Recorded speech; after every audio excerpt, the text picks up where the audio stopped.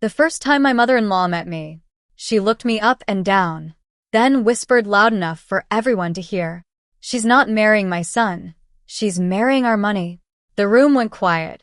Nobody defended me, not even after she handed me an envelope containing a prenuptial agreement and said, "If you really love him, you won't mind signing this." I smiled, signed every page, and walked away without saying a single word. They celebrated, convinced they had protected their fortune from a gold digger. What they didn't know was that I owned a company worth even more than their entire family empire. And 1 year later, when their business collapsed, the same people who laughed at me were standing outside my office, begging for a meeting. My name is Emma Brooks, and if there's one thing I've learned in life, it's this. People don't always judge you by who you are. They judge you by what they think you have, or what they think you want. By the time they discover the truth, it's usually too late. If you'd met me back then, you probably would have made the same mistake everyone else did. I drove a 7-year-old Honda. I rented a small apartment. Most mornings I wore sneakers because I spent half my day visiting warehouses and suppliers. Nothing about me looked wealthy. That was intentional, because the company I owned didn't have my name on the front door. I had started it with 2 college friends. When investors came in, we agreed that I would stay out of the spotlight. One person became CEO. One handled operations. I quietly remained the largest shareholder. It gave me freedom and privacy. Very few people knew the truth, exactly the way I wanted it. 3 years before everything changed, I met Daniel Carter inside a neighborhood bookstore. I was trying to reach a novel on the top shelf. He reached for the exact same book. Our hands bumped. We both laughed. He apologized, then asked, "So, who gets the book?" I smiled. "Whoever promises to actually read it." "I can do that." "So can I." He handed it to me. "You win." That tiny moment somehow turned into coffee. Coffee became dinner. Dinner became weekend trips. Before long, we couldn't imagine life without each other. Daniel never acted like the son of one of the wealthiest families in the city. He preferred old jeans over designer suits. He volunteered at animal shelters. He remembered birthdays. He called his grandmother every Sunday. Money never changed him. That was one of the reasons I fell in love with him. About 6 months into our relationship, he finally admitted something. "My parents don't know about you." I laughed. "Should I be worried?" He rubbed the back of his neck. "They're traditional." "What does that mean?" "They care about status." I smiled. So, they're probably going to think you're after money." I laughed. "Good luck convincing them otherwise." Daniel smiled weakly. "I wish it were that easy." We had no idea that meeting his family would become the beginning of the biggest challenge either of us had ever faced. 3 weeks after the awkward dinner, life returned to normal. At least, that's what everyone believed. Daniel focused on his work at Carter Development. I buried myself in meetings, warehouse expansions, and negotiations with new clients. Neither of us mentioned his family. It seemed easier that way. Sometimes silence protects a relationship better than another argument. One Monday morning, Daniel walked into our apartment looking unusually stressed. He loosened his tie and dropped his briefcase by the door. "Long day?" I asked. He forced a smile. "You could say that." I handed him a cup of coffee. "What happened?" He sat across from me and rubbed his forehead. "We lost another major contract." "Another?" He nodded. "That's the 3rd one this month." I frowned. Carter Development has always been one of the biggest companies in the city. "It was." He quietly corrected me. "Now we're losing projects to smaller firms." "Why?" He sighed. "My father refuses to modernize. He still believes relationships matter more than technology." I smiled. "They do. They should," he replied. "But not when competitors deliver faster, cheaper, and smarter." I didn't say anything, because I knew exactly what he meant. The logistics company I secretly owned specialized in solving those exact problems. Ironically, several of Carter Development's competitors had become our biggest clients. None of them knew I was behind the business. The following Friday, Victoria invited everyone to another family dinner. This time I almost declined. Daniel squeezed my hand. Please come. It'll mean a lot. I smiled. For you. Always. Dinner started quietly. Nobody joked about my career. Nobody mentioned money. It almost felt peaceful. Then Richard stood. He held a wine glass in his hand. I have an announcement. The room immediately became silent. Our company has entered a challenging period, he admitted. Several projects have been delayed. Construction costs continue to rise. And investors are becoming nervous. Victoria immediately added. But we're handling it. Her smile looked forced, almost practiced. Lucas leaned back confidently. We've survived difficult years before. Richard nodded. That's true. But this situation is different. I noticed something. For the first time, confidence had disappeared from his voice. Later that evening, while everyone gathered in the living room, I quietly stepped outside onto the terrace. The cool evening air felt refreshing. A minute later, Richard joined me. He stood beside the railing. Neither of us spoke. Finally, he broke the silence. You've been very patient with my family. I looked toward him. I know they haven't made things easy. He nodded slowly. No, they haven't. That surprised me. It was the first honest thing he'd ever said to me. I appreciate that, I replied. He smiled weakly. Victoria can be. He searched for the right word. Protective. I couldn't help smiling. I've been out this time. For the first time, Richard laughed. A genuine laugh. You know, he continued. I started this company with one pickup truck. I looked surprised. I didn't know that. Most people don't. He stared across the dark gardens. I wasn't born wealthy. I simply worked until people assumed I always had been. Those words changed the way I saw him. Perhaps underneath the expensive suits, the old version of Richard still existed. Before we went back inside, he asked one unexpected question. Emma, if you had one piece of advice for a company facing difficult times, what would it be? I smiled. Listen to the people who work closest to the problem. He looked thoughtful. Interesting answer. Then we returned inside. Neither of us realized that conversation would stay with him. Monday morning, everything changed. News alerts flooded every business website. Carter Development shares drop 18% after investor concerns. Employees whispered in hallways. Television crews gathered outside headquarters. Social media exploded with rumors. Nobody knew what was true. Daniel called me during lunch. I need a favor. What happened? Our supply management software crashed. Again. Can you recommend anyone? I smiled to myself. I might know someone. Instead of mentioning my company, I gave him the name of one of our consultants. Someone I trusted completely. By the end of the week, the system was running again. Daniel called that evening.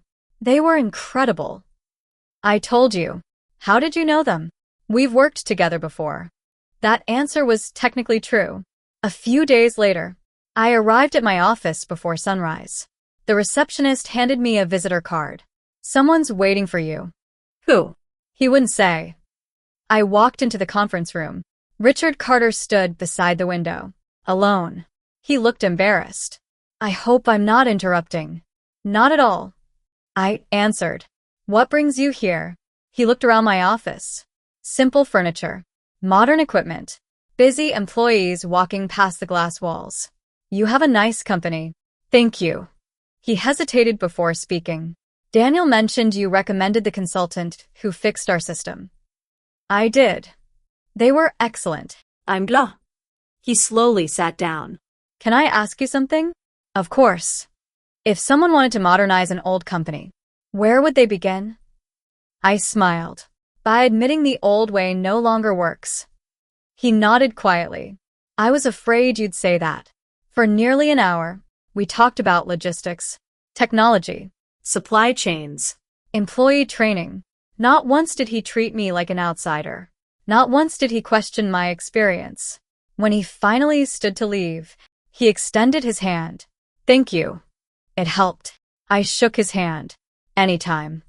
Unfortunately, someone saw him leaving my office. By evening, Victoria had heard about the meeting. She called immediately. What exactly were you discussing with Richard? I answered honestly. Business. She laughed. Business. Yes. What could you possibly teach my husband about business? The words stung. Not because they were insulting, because she still believed I had nothing to offer. I simply answered his questions. I replied calmly. She sighed. I appreciate your enthusiasm, but Richard has been building companies since before you were born. I'm aware. Then perhaps leave business advice to businessmen. Before I could answer, she ended the call. I quietly placed my phone on the table.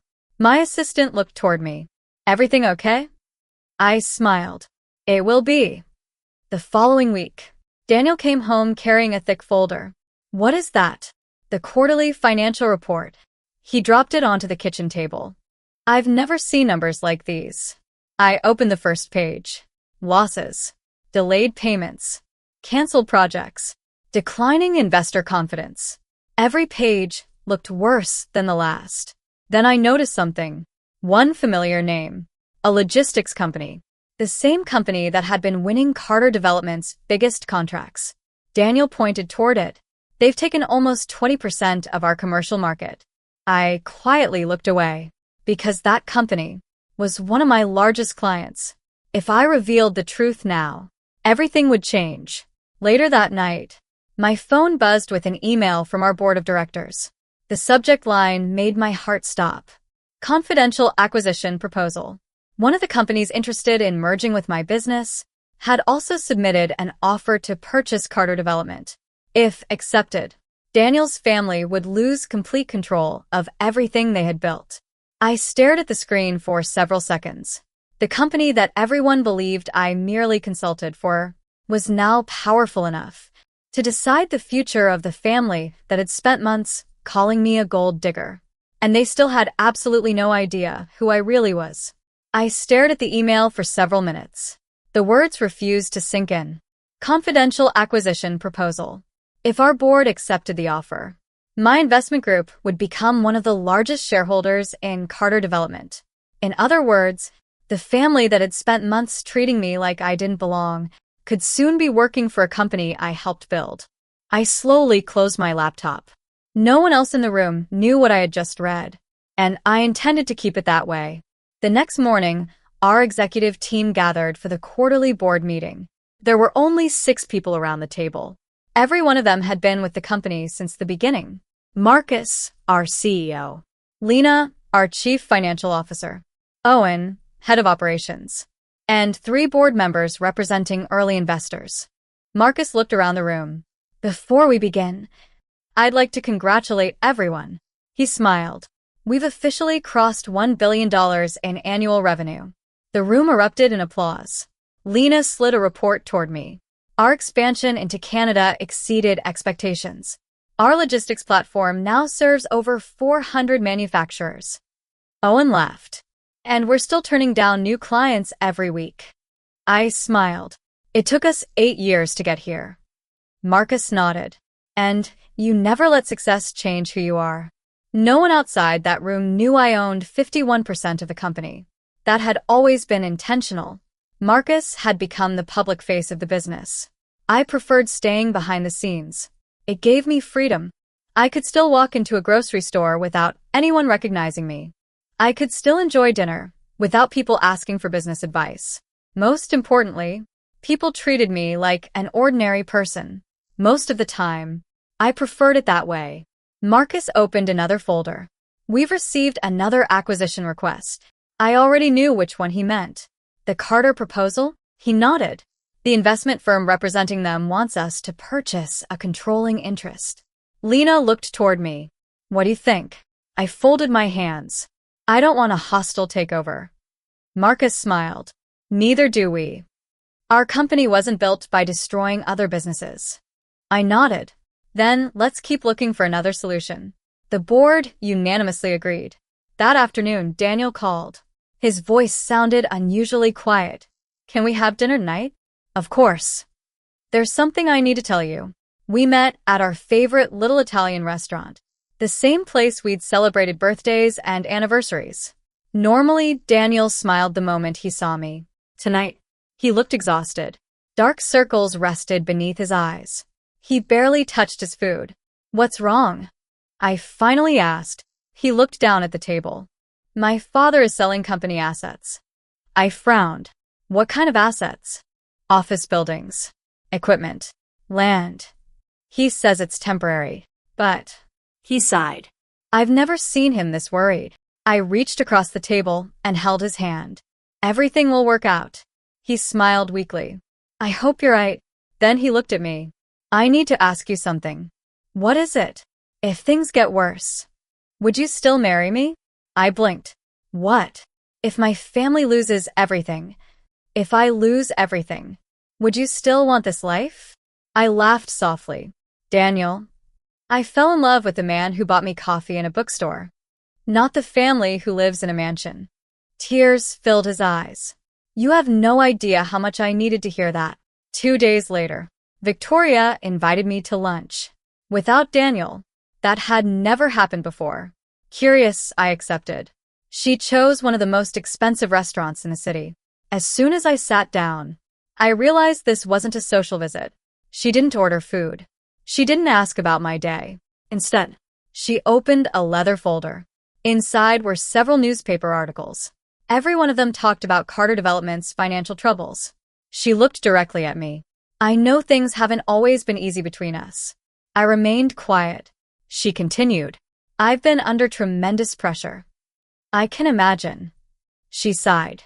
"Richard barely sleeps. Lucas thinks everything will magically fix itself. Olivia has stopped answering investor calls." For the first time, she sounded less like a wealthy socialite and more like a worried wife. Then she surprised me. "I owe you another apology." I looked up. She smiled sadly.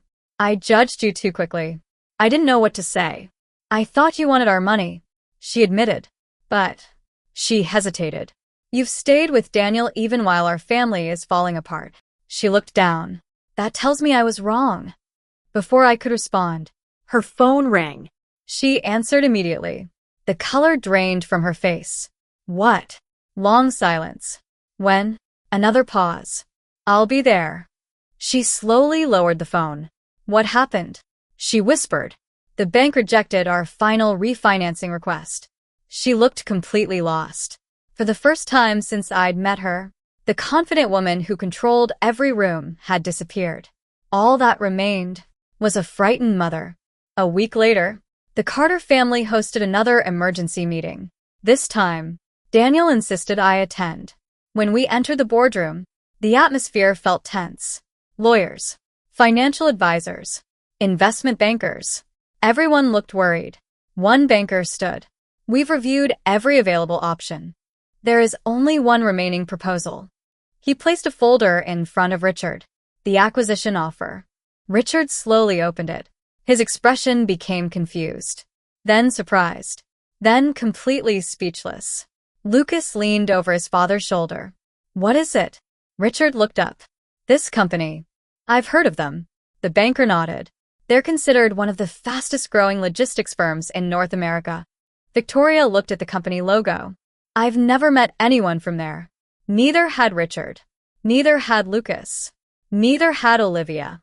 I quietly looked at the folder, because I had helped design that logo 8 years earlier. The banker continued. "They're offering enough capital to eliminate your debt, protect every employee, and keep Carter Development operating." Lucas smiled for the first time in weeks. "So, what's the catch?" The banker became quiet. "They want one seat on your board. That's all." Richard asked. "Yes." No laughs. No forced restructuring. No sale of family property. They simply want a long-term partnership. The room erupted into discussion. Everyone agreed it sounded almost too generous. Victoria finally asked the question. "Who owns this company?" The banker shook his head. "The majority shareholder has always remained private. They've never given interviews. They've never appeared in business magazines. No one seems to know much about them." I lowered my eyes. Daniel squeezed my hand beneath the table, completely unaware. He was holding the hand of the person everyone in that room was trying to identify. 3 days later, Marcus called me. The board approved your recommendation. What recommendation? We're inviting Richard Carter to meet our majority shareholder. I smiled. When? Friday morning. He laughed. I can't wait to see his face. Friday arrived. Richard entered our headquarters expecting to meet a powerful billionaire. He wore his finest suit, carried a leather briefcase, prepared pages of financial reports. Marcus welcomed him personally. Mr. Carter. Thank you for coming. Richard smiled politely. I appreciate the opportunity. Marcus nodded. The majority shareholder is already here. Richard straightened his tie. Excellent. I've been looking forward to meeting them. Marcus smiled. So have they. He turned toward the conference room, placed his hand on the door, then opened it. Richard stepped inside, stopped walking, and stared in complete disbelief. Because sitting calmly at the head of the table, waiting with a cup of coffee, was me. Richard Carter stopped in the doorway. His briefcase slowly slipped from his hand and landed softly on the carpet. For several long seconds, nobody moved. Nobody spoke. He simply stared at me. His eyes shifted from my face to Marcus, then back to me again. Finally, he managed to whisper, Emma? I stood and smiled politely. Good morning, Richard. He looked completely confused. I don't understand. Marcus walked beside him. Please have a seat. Richard remained standing. No. I think someone should explain what's happening first. Marcus nodded respectfully. I'd be happy to. He placed a folder on the conference table. 8 years ago, this company started with 3 people working from a rented warehouse. Richard listened quietly. We had no famous investors, no wealthy families, no powerful connections.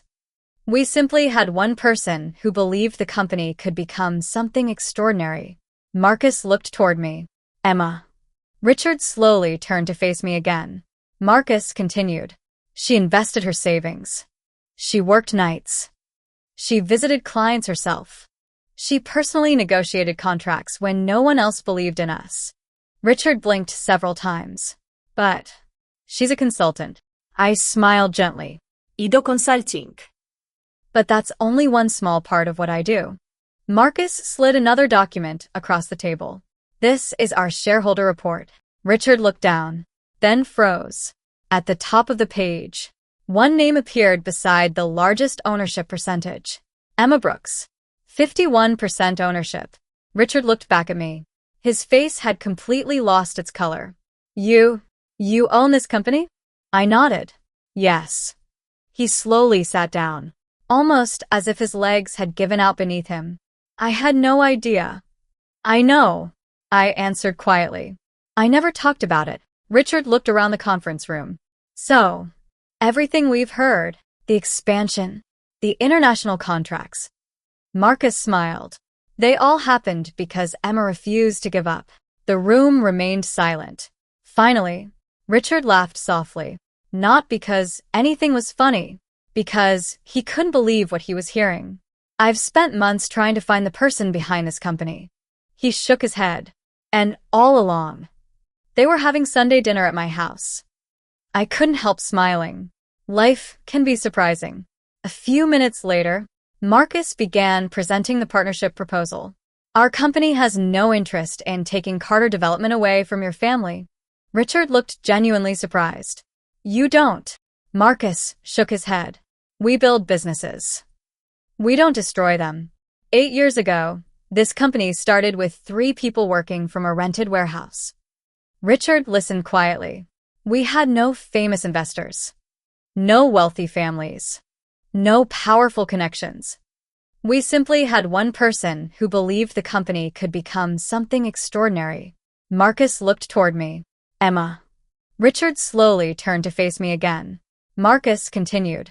She invested her savings. She worked nights. She visited clients herself.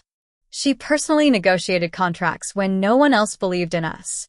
Richard blinked several times. But she's a consultant. I smiled gently. I do consulting. But that's only one small part of what I do. Marcus slid another document across the table. This is our shareholder report. Richard looked down, then froze. At the top of the page, one name appeared beside the largest ownership percentage. Emma Brooks. 51% ownership. Richard looked back at me. His face had completely lost its color. You own this company? I nodded. Yes. He slowly sat down, almost as if his legs had given out beneath him. I had no idea. I know, I answered quietly. I never talked about it. Richard looked around the conference room. So, everything we've heard, the expansion, the international contracts. Marcus smiled. They all happened because Emma refused to give up. The room remained silent. Finally, Richard laughed softly. Not because anything was funny, because he couldn't believe what he was hearing. I've spent months trying to find the person behind this company. He shook his head. And all along, they were having Sunday dinner at my house. I couldn't help smiling. Life can be surprising. A few minutes later, Marcus began presenting the partnership proposal. Our company has no interest in taking Carter Development away from your family.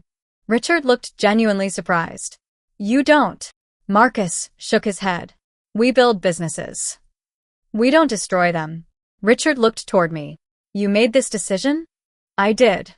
You could have bought the company. Yes. You could have replaced every executive. Yes. You could have made us all lose everything. Again. Yes. He lowered his eyes. But you didn't. No. For the first time, Richard looked ashamed. I owe you an apology. I smiled kindly. You don't owe me anything. Actually, he interrupted. I do. He took a deep breath. When Daniel introduced you, I judged you without knowing anything about you. I assumed. He struggled to continue. I assumed you wanted our money. He laughed bitterly. When in reality, you never needed it. I answered softly. It was never about money. It never is. Just then, the conference room door opened. Victoria walked inside. She had expected to join the meeting later. Instead, she found Richard sitting silently across from me. Marcus greeted her politely. Mrs. Carter. She smiled. I'm sorry I'm late. Then she noticed everyone's expressions. What happened? Richard slowly looked at her. Emma owns the company. Victoria Frowned. What company? He pointed toward the presentation screen. This company. She laughed. For exactly 2 seconds. Then she realized nobody else was laughing. Her smile disappeared. She looked directly at me. No. Richard quietly slid the shareholder report toward her. She picked it up. Read the first page. Then the second. Finally, her hands began trembling. This can't be right. Marcus nodded. It is. Victoria slowly lowered herself into a chair. She looked at me as if she were seeing me for the very first time. You own all of this? I smiled. Not all. Our entire team built it together. But yes, I'm the majority shareholder. Victoria covered her face with both hands. Every conversation she'd ever had with me, every sarcastic comment, every accusation, every cruel joke, returned all at once. After nearly a minute, she looked up. I called you. She couldn't finish the sentence. I completed it for her. A gold digger. Tears filled her eyes. I'm so sorry. The room stayed completely quiet. Finally, I spoke. Can I ask you something? She nodded. If I really had been poor, would your opinion of me have been different today? She didn't answer, because she couldn't. The silence answered for her. Richard leaned back in his chair. I spent years teaching my children that success is measured by money. He sighed deeply. I forgot to teach them how to recognize character. Marcus quietly excused himself. So, we'll leave you to discuss the partnership. One by one, the executives left the room. Soon, only the 3 of us remained. Richard looked toward me. Why? What do you mean? Why help us? You had every reason not to. I looked out the conference room window. When I first met Daniel, he told me something. Richard listened carefully. He said your family built everything from one truck. Richard nodded slowly. That's true. I respect people who build something. I smiled. I just don't respect people who believe they're better than everyone else because of it. Victoria wiped away another tear. I don't expect forgiveness. I answered honestly. Forgiveness isn't something people earn in one conversation. It's something they prove over time. She nodded. I understand. The partnership agreement was simple. Our company would modernize Carter Development's logistics systems, help reduce unnecessary costs, introduce better technology, train employees. In return, the Carter family would remain in control of their company. No hostile takeover. No humiliation. No revenge. Just an opportunity to rebuild. Richard carefully signed the agreement, then handed me the pen. It's your turn. I signed beneath his name. He smiled for the first time in weeks. I hope one day you'll think of me as family. I looked at him. I already do. But family should never have to prove their worth. News of the partnership spread quickly. Business magazines called it one of the smartest rescue agreements of the year. Reporters praised both companies. Employees celebrated. Investors regained confidence. For the first time in months, Carter Development finally had hope. But one person still hadn't said anything. Lucas, Daniel's older brother. The man who laughed the loudest. The man who called me a gold digger from the very beginning. And when he finally learned who I really was, his reaction surprised everyone. Because instead of apologizing, he blamed someone else. And that mistake would cost him more than he ever imagined. The news spread through the business world faster than anyone expected. Carter Development saved through strategic partnership. Mystery businesswoman revealed as billion-dollar company's founder. Young entrepreneur rescues future in-laws company. Every major business website carried the story. But inside the Carter family, the silence was louder than any headline. Lucas was the last person to arrive at the mansion that evening. He walked into the living room carrying his phone. Has everyone seen the news? No one answered. He looked around the room. Victoria sat quietly by the fireplace. Richard stared out the window. Olivia silently read one of the newspaper articles. Lucas laughed nervously. So, I guess Emma has been full of surprises. Still, nobody spoke. Finally, Richard looked at him. You owe someone an apology. Lucas frowned. For what? Victoria slowly looked up. For everything. He crossed his arms. I didn't know she was rich. Richard's expression hardened. That's exactly the problem. Lucas looked confused. What does that mean? Richard stood. It means you believe someone deserved respect only after learning how much money they had. The room became silent. You laughed at Emma. You mocked her career. You called her a gold digger. Richard shook his head. And none of it had anything to do with money. It had everything to do with your character. Lucas rolled his eyes. Oh, come on. Everyone made assumptions. Richard's voice became firm. No. Everyone made mistakes. But only one person is refusing to admit it. For the first time in years, Richard wasn't defending his oldest son. He was holding him accountable. Lucas grabbed his car keys. I'm done listening to this. He walked out, slamming the front door behind him. Victoria quietly wiped away a tear. I should have stopped him years ago. Richard placed a hand on her shoulder. We both should have. A week later, our company officially began working with Carter Development. The first meeting included managers from both sides. Instead of acting like a billionaire business owner, I walked through the offices introducing myself to employees. I shook hands, asked questions, listened to warehouse supervisors, spoke with truck drivers. By lunchtime, most employees had forgotten I owned the company. To them, I was simply Emma, exactly how I wanted it. One afternoon, an older warehouse worker approached me. Miss Brooks. Yes, I've worked here 32 years. I've never seen an owner eat lunch with the staff. I smiled. My father always said, the people doing the hardest work deserve the best seat at the table. The man smiled. I think your father was a wise man. He still is. Slowly, the company began changing. Outdated software disappeared. Delivery schedules improved. Waste was reduced. Employees received training instead of criticism. Within 4 months, Carter Development reported its first profitable quarter in almost a year. Investors returned. Client renewed contract. Hope replaced fear.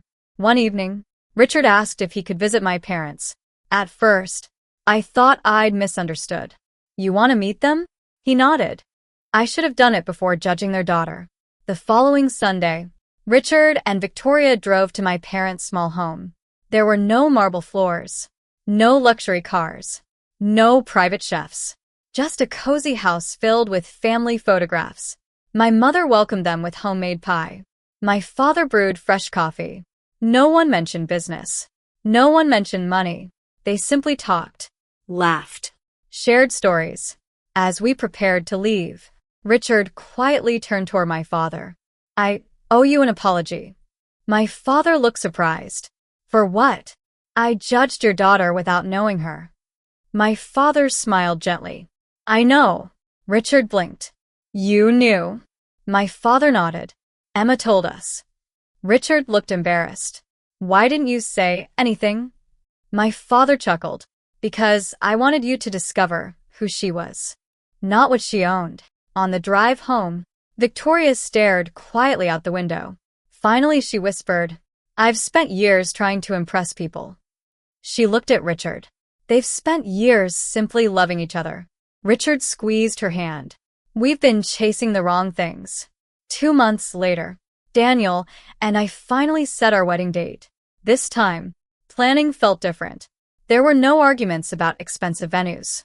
No debates over guest lists. No pressure to impress anyone. We chose a small vineyard overlooking a quiet lake. Just close friends, family, and the people who had stood beside us from the beginning. One evening before the wedding, Victoria knocked on my apartment door. She carried a small velvet box. I have something for you. I opened it carefully. Inside rested a simple pearl bracelet. Nothing flashy, nothing extravagant, just elegant. It belonged to Daniel's grandmother. She said softly. She wore it on her wedding day. I looked at her. I can't accept this. She smiled. I hope you will. My mother-in-law gave it to me. I'd like to give it to my daughter. The word caught me completely off guard. Daughter? She nodded. If you let me. Tears filled my eyes. I hugged her. For the first time, it felt natural. Wedding day arrived beneath clear blue skies. Soft music filled the vineyard. Rows of white flowers lined the aisle. Daniel waited beneath a wooden arch overlooking the lake. When our eyes met, everything else disappeared. As I walked toward him, I noticed something. Richard wasn't sitting in the front row. Neither was Victoria.